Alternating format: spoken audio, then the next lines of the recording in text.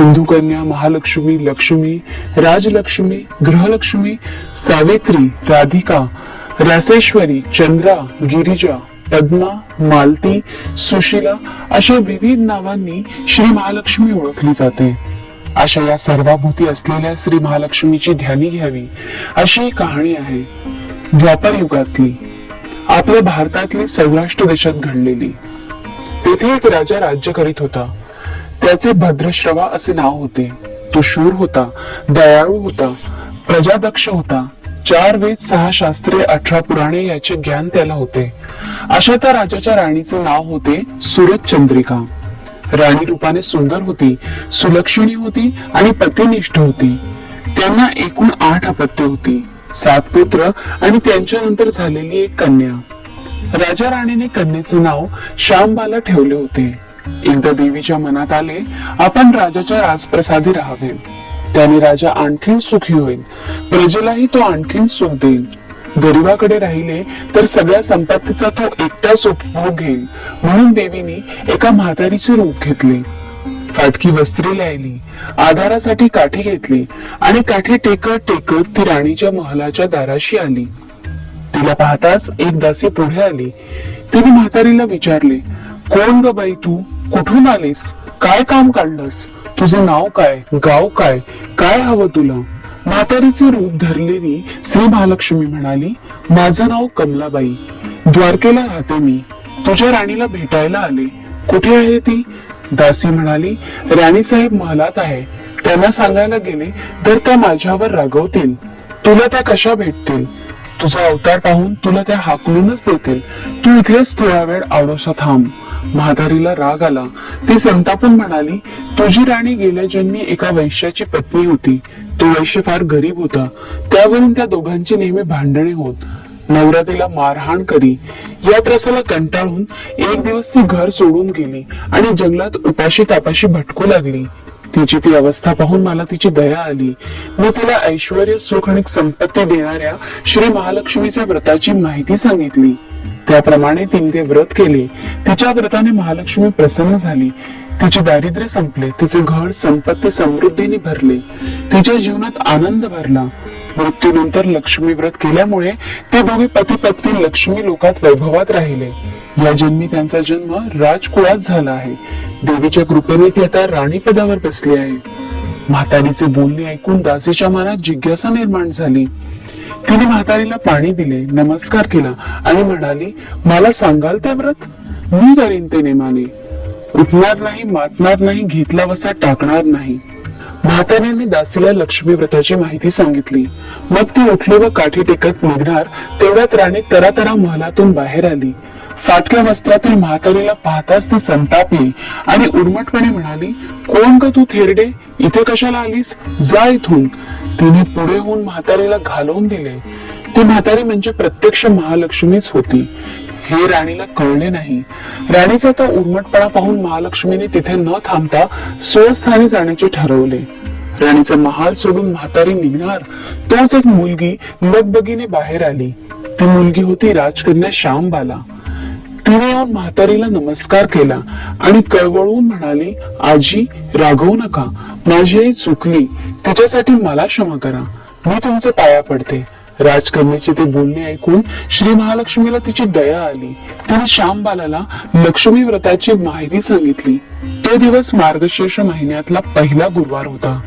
पुढे त्या दासीने लक्ष्मी व्रत केले. तिची स्थिती सुधारली. दासी पण सोडून ती संसार सुखाने करू लागली.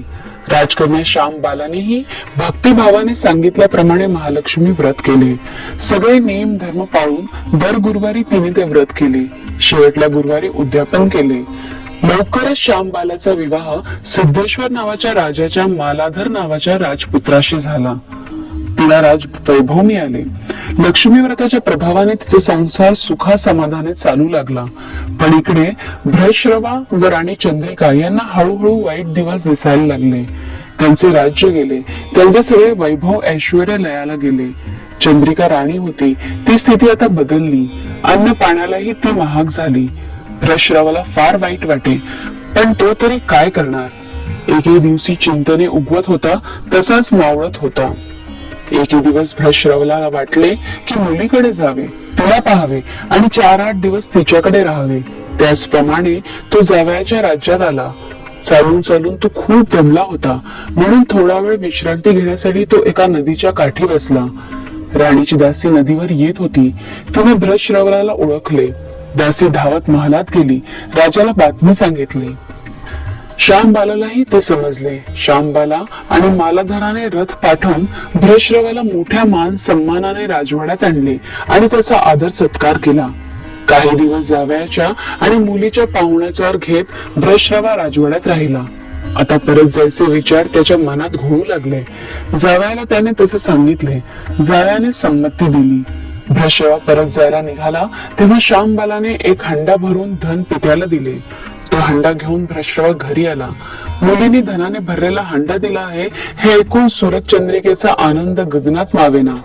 घाईघाईने तिने हंड्यावरचे झाकण काढले.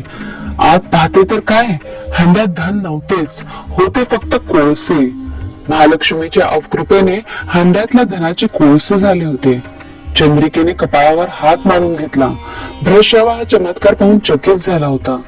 दुःखाचे दिवस संपतच नव्हते, दारिद्र्याचे भोग सुटत नव्हते. सूरजचंद्रिकेला एक दिवस काढताना जीव मेटाकुटीला येत होता. एक दिवस सूरजचंद्रिकेच्या मनात ही लेकीला भेटायची इच्छा निर्माण झाली. त्याचप्रमाणे ती लेकीच्या घरी जाण्यासाठी निघाली. तो दिवस मार्गशीर्ष महिन्यातला शेवटला गुरुवार होता. सूरजचंद्रिका लेकीच्या घरी पोहोचली तेव्हा श्यामबाला व्रताचे उद्यापन करीत होती. श्यामबालाने आईकडूनही महालक्ष्मी व्रत करून घेतले. 4 दिवस मुलीकडे राहून सूरजचंद्रिका परत आपल्या गावात आली. लक्ष्मी व्रत केल्यामुळे काही दिवसातच त्यांना त्यांचे पूर्वीचे वैभव परत मिळाले. राज्य प्राप्ती झाली. पुढे काही दिवसांनी आई वडिलांना भेटण्यासाठी म्हणून श्यामबाला माहेरी आली. पण बाप भेटायला गेला असताना त्याला श्यामबालेने कोळसा भरलेला हंडा तरी दिला होता, पण आपल्याला मात्र काहीच दिलं नाही हा राग राणीच्या मनात होता. त्यामुळे श्यामबालेचे व्हावे तसे स्वागत कुणीही केले नाही. राणीने एक प्रकारे तिचा अपमानच केला होता. पण श्यामबालेला आईचा राग आला नाही. ती पुन्हा आपल्या घरी जाण्यासाठी निघाली. निघताना तिने पूर्वी बापाला दिलेला हंडा परत घेतला, त्यात मीठ भरले व तो हंडा घेऊन ती आपल्या सासरी आली. स्वगृही आल्यावर मालाधराने श्यामबालेला विचारले, बाहेरून काय आणलंस? श्यामबालेने बरोबर आणलेल्या हंड्याकडे बोट दाखवले. मालाधराने झाकण काढून आत पाहिले तर हंड्यात मिठाचे खडे. मालाधराने चकित होऊन पत्नीला विचारले, हे काय? या मिठाचा काय उपयोग? श्यामबाला म्हणाली, थोडं थांबा म्हणजे कळेल. त्या दिवशी श्यामबालाने कुठल्याही पदार्थात मीठ घातले नाही. सगळेच पदार्थ अळणी. मालाधर जेवायला बसल्यावर त्याने त्याला सगळे पदार्थ वाढले. सगळे जेवण त्याला अळणी लागले. मग श्यामबालाने पाण्यात थोडे मीठ वाढले. अन्न पदार्थात ते मिसळताच बेचव अन्नाला चव आली. हा मिठाचा उपयोग. श्यामबाला पतीला म्हणाली. मालधरालाही तिचे म्हणणे पटले. थोडक्यात जे कोणी महालक्ष्मी व्रत श्रद्धेने आणि मनोभावेने करतील त्यांना श्री महालक्ष्मी प्रसन्न होऊन त्यांच्यावर तिची कृपा होईल. पण श्रीमंती आल्यावर सुद्धा माणसाने उतू नये. नित्यनेमाने श्री महालक्ष्मी व्रत करावे. देवीचे मनन चिंतन करावे, म्हणजे देवी सदैव तुमच्या पाठीशी उभी राहील, तुमची कामना पूर्ण करेल. महालक्ष्मीची ही कथा कहाणी गोवाडची सुफळ संपूर्ण.